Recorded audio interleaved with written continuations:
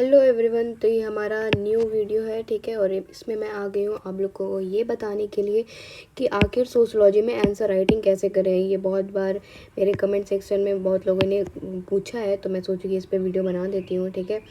तो answer writing अगर आपको सोशियोलॉजी, और मैं अपने नोट्स को भी दिखाऊंगी, साथ ही साथ प्रीवियस ईयर क्वेश्चन को भी, और टॉपर्स के आंसर शीट को भी दिखाऊंगी, ठीक है। तो पहले तो आपको अगर सोशियोलॉजी का आंसर राइटिंग करना है तो पहले आपको दिमाग में याद रखना पड़ेगा कि आखिर पेपर कैसा आता है। तो उसके लिए आपको प्रीवियस ईयर क्वेश्चन देखना ही पड़ेगा, ठीक है। प्रीवियस ईयर क्वेश्चन पूरा देख लो पहले, ठीक है। फिर याद रखो कि उसमें करंट अफेयर, आपको जो भी करंट अफेयर है वो एग्जाम्पल की तरह या फिर आप इंक्लूड करोगे तो आपका आंसर शीट और भी अच्छा देखने को मिलेगा, ठीक है। और टॉपर्स, आपको कुछ नहीं समझ में आ रहा, आप टॉपर्स के आंसर शीट को देखो और उससे आइडिया लगाओ कि आपको कैसे लिखना चाहिए, ठीक है। पहले पता करते हैं कि आखिर क्वेश्चंस आते कैसे हैं, ठीक है। तो क्वेश्चन आते कैसे हैं ये देखते हैं। मैं यहाँ पे 2023 का क्वेश्चन खोल के रखी हूँ। ये पेपर 2 है, ठीक है। तो पेपर 2 है तो आप देख सकते हो। अभी मैंने पेपर 1 का सब कुछ सारा नोट्स नहीं अपलोड किया है, तो मैं पेपर 2 के हिसाब से आपको बताती हूँ, ताकि मैं अपने नोट्स को भी आपको दिखा सकूँ कि उसमें इन सब क्वेश्चन के आंसर हैं कि नहीं है, ठीक है। तो जैसे AR देसाई के बारे में सबसे पहला क्वेश्चन यहाँ पे पूछा जा रहा है। पेपर 2 है तो ये इंडियन सोशोलॉजी के ऊपर है, ठीक है। तो AR देसाई के बारे में पूछा जा रहा है। तो AR देसाई के बारे में देखा जाए तो मैंने AR देसाई के बारे में आप लोगों को बताया है कि नहीं बताया, मैं बताती हूँ, ठीक है। यहाँ पे आप देखोगे तो फॉर एग्जांपल मैं सर्च करती हूँ AR देसाई, ठीक है। तो आप देखोगे कि AR देसाई हर जगह, जैसे फॉर एग्जांपल इंडस्ट्रियलाइजेशन में ऑल टाइप ऑफ नोट्स में देख, इंडस्ट्रियलाइजेशन में AR देसाई ने क्या कहा, ठीक है। चैप्टर 14 जो कास्ट के ऊपर है उन्होंने, उसमें AR देसाई जी ने क्या कहा, ठीक है। ट्राइबल कम्युनिटीज़ के ऊपर AR देसाई जी ने क्या कहा, रूरल एंड एग्रेरियन ट्रांसफॉर्मेशन के ऊपर AR देसाई जी ने क्या कहा, ठीक है। और सोशल क्लासेस के ऊपर AR देसाई जी ने क्या कहा। तो सारा कुछ लिखा हुआ है, ठीक है। आप निकाल के, जैसे ट्राइबल फॉर एग्जांपल, ट्राइबल के ऊपर क्या लिखा, तो AR देसाई डिफिनेशनल प्रॉब्लम था कि आखिर ट्राइबल लोग को हम लोग क्या डिफ़ाइन करें कि वो लोग कैसे होते हैं। तो उसमें इतने लोगों ने ये कहा। तो ये सब मैंने बुक से और आप बाकी नोट्स वगैरह मैं बताई हूँ आप लोग को, तो नोट्स वगैरह से ये सब निकाल के रखा है, ठीक है। तो इतने सारे लोग का मैंने डिफिनेशन दे दिया है यहाँ पे, ठीक है। तो इस तरीके से मैंने अपने नोट्स में आपको प्रोवाइड किया है कि क्या क्या। और कुछ क्वेश्चन बहुत ही रिपीटेड होते हैं जो आपको खुद से दिमाग में, आप जब प्रीवियस ईयर क्वेश्चन बनाओगे ना, देखोगे ना, तो आपको पता चलेगा कि कुछ क्वेश्चन तो हाईली रिपीटेड क्वेश्चन है। फॉर एग्जांपल देखो यहाँ पे जो क्वेश्चन नंबर यहाँ पे C है, मेरा मार्क नहीं हो रहा, क्वेश्चन नंबर 4 का क्वेश्चन C देखो आप लोग। तो यहाँ पे ग्रीन रेवोल्यूशन के ऊपर पूछा गया है। तो आप अगर PYQ देखोगे तो आपको पता चलेगा कि ग्रीन रेवोल्यूशन अक्सर पूछा जाता है, अक्सर। ग्रीन रेवोल्यूशन जो सोशियोलॉजी में एकदम ही हॉट टॉपिक है, तो आपको ग्रीन रेवोल्यूशन के लिए, तो उसके लिए तो आंसर आपको बिल्कुल रेडी ही रखना होगा, ठीक है। अब आप सोचोगे कि क्या मैंने ग्रीन रेवोल्यूशन के ऊपर वीडियो बनाया है या नहीं बनाया, नोट्स बनाया या नहीं बनाया, तो मैंने बनाया है, ठीक है।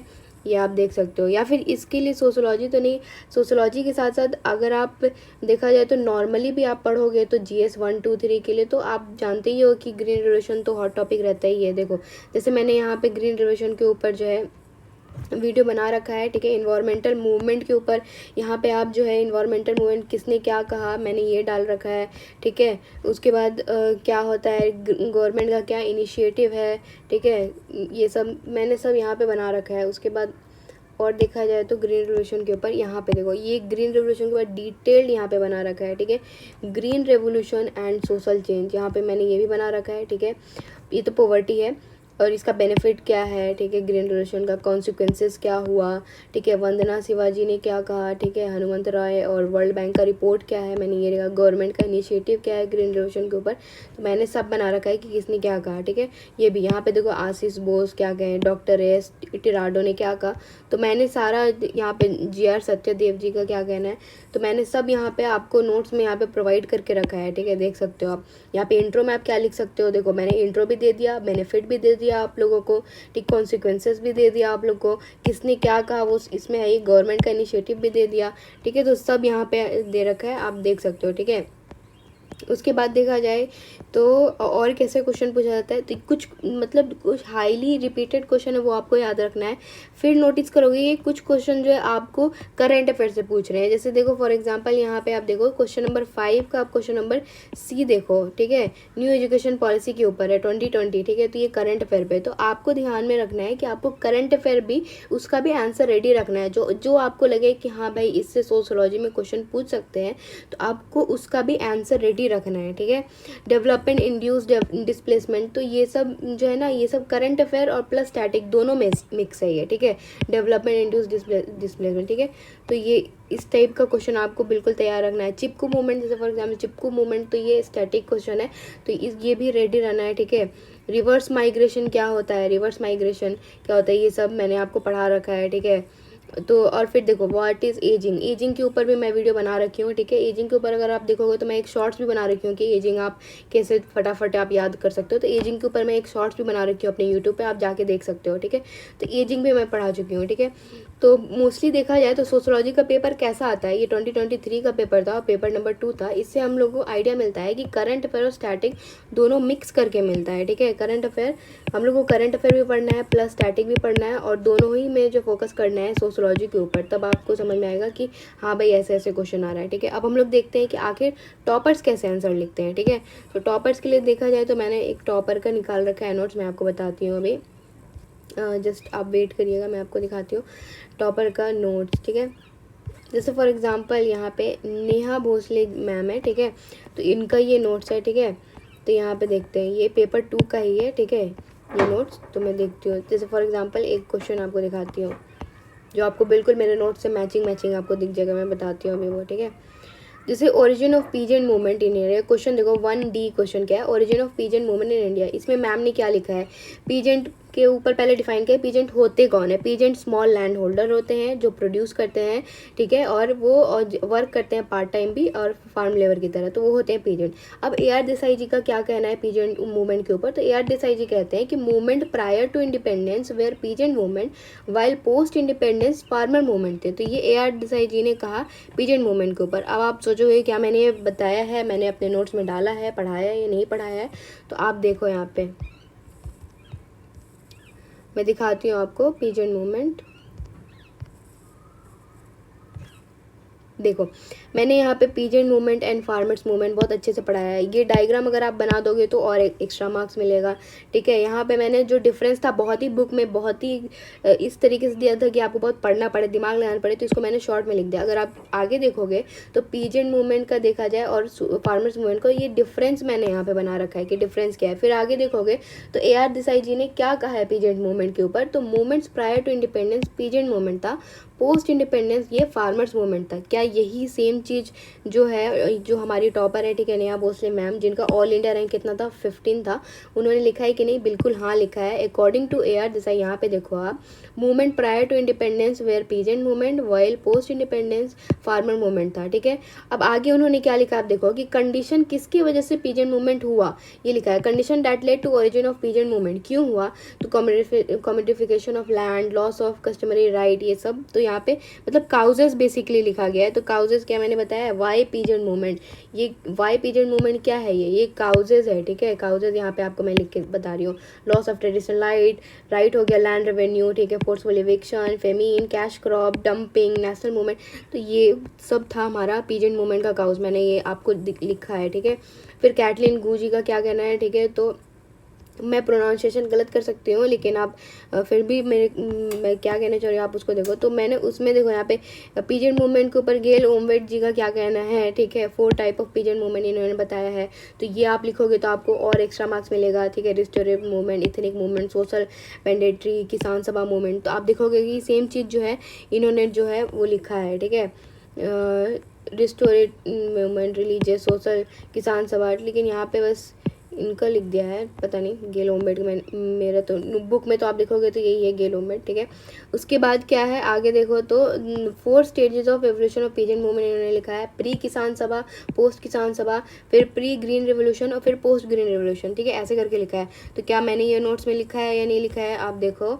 तो स्टेजेस ऑफ पीजेंट मूवमेंट, तो प्री किसान सभा मूवमेंट, पोस्ट किसान सभा मूवमेंट मैंने लिखा, post independent but pre green revolution, ठीक है, पोस्ट ग्रीन रेवोल्यूशन, तो मैंने सारा लिख दिया है, ठीक है। अब पार्थो चैटर्जी पीजेंट मूवमेंट के ऊपर क्या कहते हैं, तो ये भी देख लो, not a class movement because guided by regional ethnic and caste consideration, मतलब इनका कहना है कि ये क्लास मूवमेंट नहीं था, ठीक है।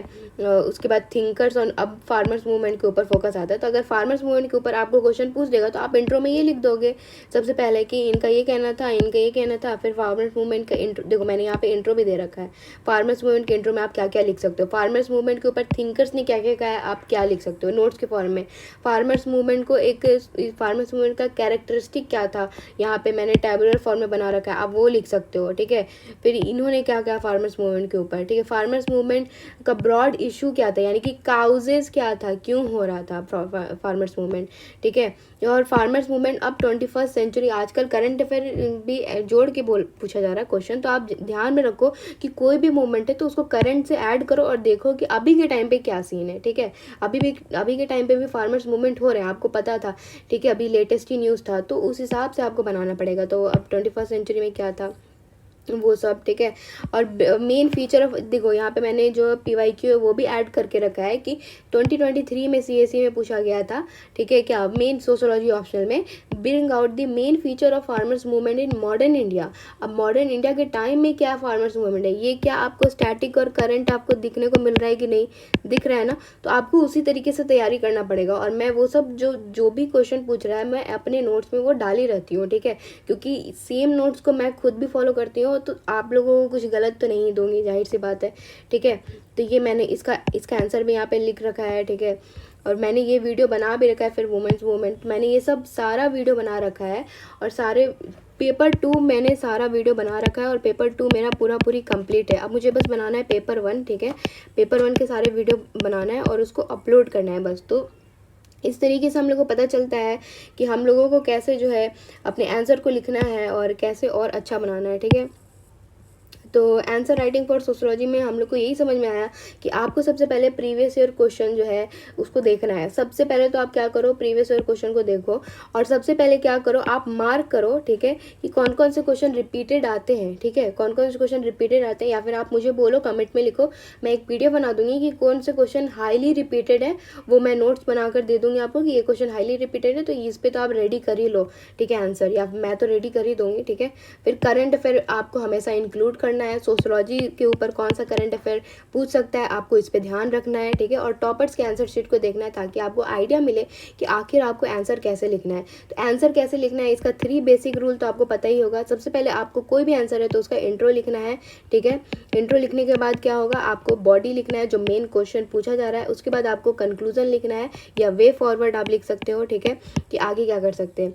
इंट्रो में आप क्या लिख सकते हो, इंट्रो में आप लिख सकते हो, अगर मान लो जैसे फॉर एग्जांपल पीजेंट मूवमेंट था, यहाँ पे देखा जाए तो क्या था, यहाँ पे आप देखो क्वेश्चन क्या था पीजेंट मूवमेंट के ऊपर, तो मैम ने यहाँ पे क्या लिखा है, पीजेंट को डिफाइन क्या है, ओरिजिन ऑफ पीजेंट मूवमेंट यहाँ पे पूछा गया। तो पहले इन्होंने पीजेंट को डिफाइन किया कि पीजेंट स्मॉल लैंड होल्डर होते हैं, वो प्रोड्यूस करते हैं, वो ऐसे रहते हैं, ठीक है, तो ये होते हैं पीजेंट। तो आप जो है या तो पीजेंट को ये डिफाइन कर दो, या फिर आप ये कर सकते हो कि आपको डिफाइन नहीं करना है तो आप डायरेक्ट ये भी लिख सकते हो कि AR देसाई जी ने जो है पीजेंट के ऊपर ये कहा था, ठीक है। तो इंट्रो में वो भी हो गया। फिर क्वेश्चन क्या पूछ रहा है, आप क्वेश्चन को समझो। क्वेश्चन पूछा जा रहा है कि पीजेंट मूवमेंट इंडिया में हुआ कैसे हो गया, तो आप इसमें सबसे पहले मैंने क्या लिखा है कि काउजेस क्या था पीजेंट मूवमेंट होने का, तो आप पहले काउजेस लिख दो, ठीक है, काउजेस का मैंने आपको दे रखा है नोट्स, ठीक है। फिर लिख दो, काउजेस लिख दो। फिर और थिंकर्स ने क्या क्या कहा पीजेंट मूवमेंट के ऊपर, जितना ज़्यादा आप थिंकर्स का डाल दोगे कि इन्होंने ये कहा, इन्होंने ये कहा, उतना ज़्यादा आपको चांसेस है कि आपको मार्क्स ज़्यादा मिलेंगे, ठीक है। तो अब फिर वो डाल दो, ठीक है। और लास्ट में कंक्लूजन क्या डाल दो, देखो यहाँ पे मैम ने क्या कंक्लूजन डाला है, कंक्लूजन में बस ये डाल दिया है कि पीजेंट मूवमेंट को 4 स्टेजेस में बांटा गया था, प्री किसान सभा, पोस्ट किसान सभा, ठीक है, pre green revolution, post green revolution, बात खत्म, ठीक है। ऐसे करके इन्होंने ये बनाया है, ठीक है। और कंक्लूजन में आप हो सकता है तो अगर आपको मन है कि आपको और कुछ अच्छा डालो तो आप वो भी डाल सकते हो, क्योंकि मैंने अपने नोट्स में सब कुछ प्रोवाइड किया। मैंने इवन नोट्स में ये भी प्रोवाइड कर रखा है कि आप कंक्लूजन क्या लिखोगे, ठीक है। अगर आपको कंक्लूजन अब कुछ भी नहीं समझ में आ रहा है तो आप बस कंक्लूजन में भी थिंकर ने क्या कहा वो लिख दो, बात खत्म, ठीक है। तो इस तरीके से आपको 3 चीज़ याद रखना है। आपको 3 चीज़ क्या रखना है कि आपको सबसे पहले रखना है कि आपका इंट्रो होना चाहिए, ठीक है, फिर बॉडी होना चाहिए, ठीक है, और फिर आपका कंक्लूजन होना चाहिए, ठीक है। तो ये 3 आपका होना चाहिए आपके आंसर शीट में। ये आपका मान लो आंसर शीट ऐसे है, तो यहाँ पे आपका होना चाहिए इंट्रो इतना में, फिर यहाँ पे इतना आपका बॉडी होना चाहिए, फिर यहाँ पे कंक्लूजन होना चाहिए। और आपको पता ही है कि मार्क्स कैसे डिस्ट्रीब्यूटेड है, कितने नंबर के मार्क्स है तो कितना, ठीक है, तो वो तो पता ही है। आपको 2 पेज लिखना है और एक में लिखना है कि 3 पेज, ठीक है, तो ये सब आपको पता ही है। तो इस तरीके से आप दिमाग लगाओ, और बाकी मैं वीडियो तो बनाते ही रहूँगी, कि कैसे आंसर लिखे, क्या लिखे। और मैं जो भी अब जो भी आपको नोट्स दूंगी मैं पेपर 1 का, तो उसमें जितने भी PYQ है उसके आंसर को मैं अटैच करके ही दूंगी आपको, ठीक है। अगर आपको अच्छा लगता है मेरा वीडियो तो please like, comment, share and subscribe करिए। और आपको अगर पेपर 1 का वीडियो चाहिए तो आप मुझे कमेंट सेक्शन में लिख सकते हो। और साथ ही साथ अगर आपको चाहिए वो वाले नोट्स की जो कौन कौन से क्वेश्चन बहुत रिपीटेड है, तो मैं उसका भी वीडियो आपको बनाकर दे दूँगी। Thank you so much.